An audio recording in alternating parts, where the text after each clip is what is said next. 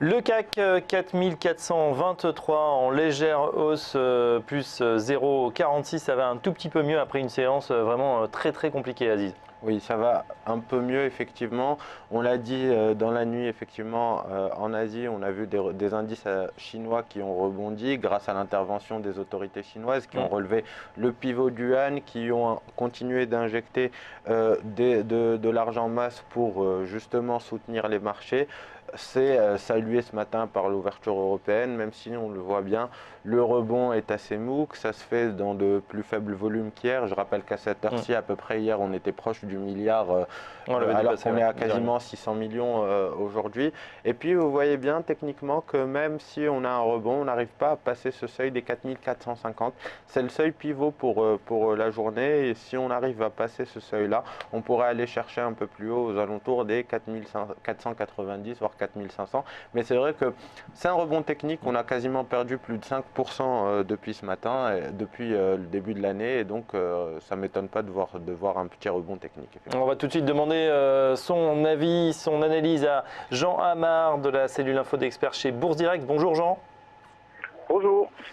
Justement, un début de semaine compliqué, ce début 2016, assez catastrophique sur les marchés. C'est pas sans rappeler d'ailleurs ce qui s'était passé en 2008, donc une année très compliquée. Comment ont réagi vos clients là, chez Bourse Direct depuis le début de la semaine? Bon, c'est un peu fait à contre-pied, hein. C'est un début d'année très difficile. Bon, nous, on avait pris le soin de s'alléger considérablement en fin d'année. Et en début d'année, là, du coup, avec ce mouvement, on a plutôt recommandé à nos clients de vendre sur rebond, en attendant une stabilisation du marché, voire un rebond. Bon, ce matin, on a un timide rebond. C'est pas le rebond du chat mort encore, mais c'est presque ça, quoi. Ouais. On n'arrive même pas à combler le dernier gap qui a été ouvert. Alors bon, parlons-en des gaps, il y en a eu quand même 3 depuis le début de l'année. Oui. Ça, c'est pas un signal positif, hein, au contraire, c'est plutôt négatif. C'est-à-dire qu'il y a une Néanmoins, grosse pression vendeuse. Ah bah oui, on sent bien cette pression vendeuse qui est là. Voilà, on peut rebondir, mais ça rebondit mollement. Les gens ont peur de prendre des positions, ont peur de s'engager. Le marché, ce qui peut se passer en Asie, ça fait peur. Bon, il y a eu de très gros mouvements. C'est vrai que on a été pris à contre-pied par tout ce qui se passe. Ça va un peu trop vite. Est-ce que ça fait penser effectivement à ce qui s'est passé en août, hein. Au début, on s'en est pas trop inquiété. Là, effectivement, ces ventes forcées, ces coupes-circuits mis en action en Chine, on fait tache d'huile extrêmement rapidement, hein. Comment ça s'explique effectivement qu'on soit si craintif par rapport à ce qui se passe en Chine sur les actions chinoises? Parce que on a vu un exemple déjà de ce qui peut se passer,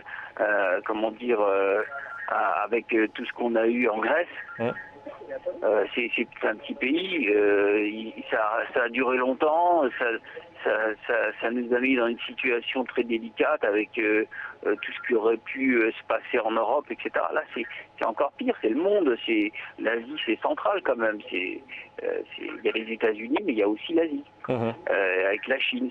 Donc non, les répercussions peuvent être très importantes. On a beaucoup de pays qui pourraient sombrer aussi si ça se passe mal. Bon, maintenant, on va pas non plus mettre la charrue avant les bœufs, hein, on n'en est pas encore là. Mais à chaque fois que l'Asie éternue, nous, on s'enrhume, quoi. Ouais, l'Asie et puis les États-Unis également, hein, qui font un très mauvais démarrage.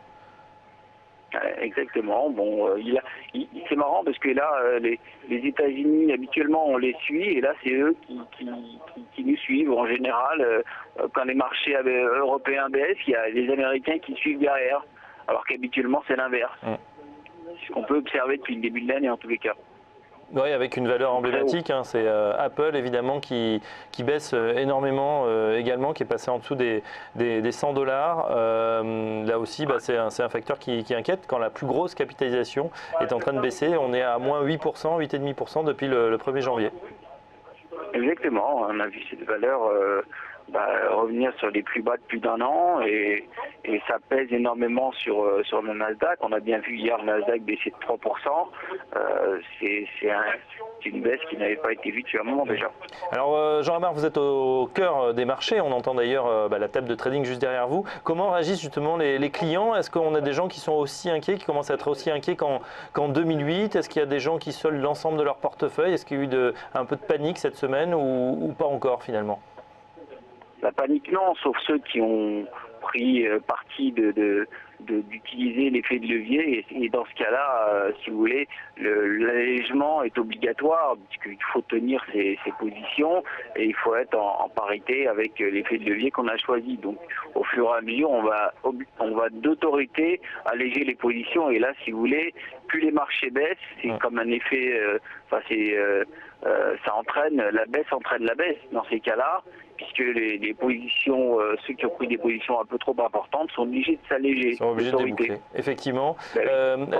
Est-ce qu'il y a des valeurs refuges dans ce marché? Est-ce qu'il y a des gens qui vous disent, je veux au contraire revenir soit sur des valeurs de rendement, soit sur d'autres produits?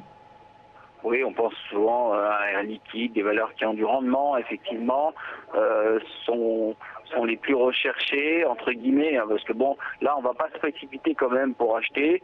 Nous, on a plutôt un niveau qui serait autour de 4150, 4200 pour réellement revenir sur le marché. Pour l'instant, on laisse venir, on est plutôt baissier. Et je vous dis, on a plutôt tendance à vendre sur rebond. Là, ce matin, on s'est posé la question, on s'est demandé s'il fallait suivre le rebond ou pas. Et là, plus ça va, plus le temps passe, et moins on a envie de suivre le rebond et au contraire de vendre sur rebond toujours. Tant qu'au minimum, on ne s'est pas réinstallé au-dessus du dernier gap, au-dessus de 4440, 450. Et là, c'est pas fait encore. On est à 4425, là, plus 0,50. On est un petit peu bloqué. Donc votre objectif, on le répète, donc 4150, 4200 pour revenir, on va dire, plus agressivement sur ces marchés. Exactement.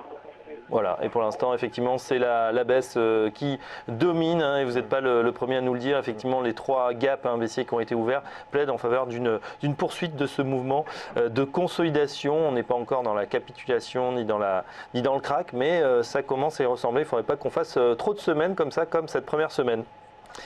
Voilà. Merci Jean-Amar, merci. Je rappelle que vous êtes membre de la cellule Info d'Experts chez Bourse Direct et on vous retrouve tous les vendredis dans Direct Investisseur. Dans un instant, la suite, on va se tourner du côté du courtier IG pour écouter ce que nous raconte Alexandre Baradès, le stratégiste. À tout de suite.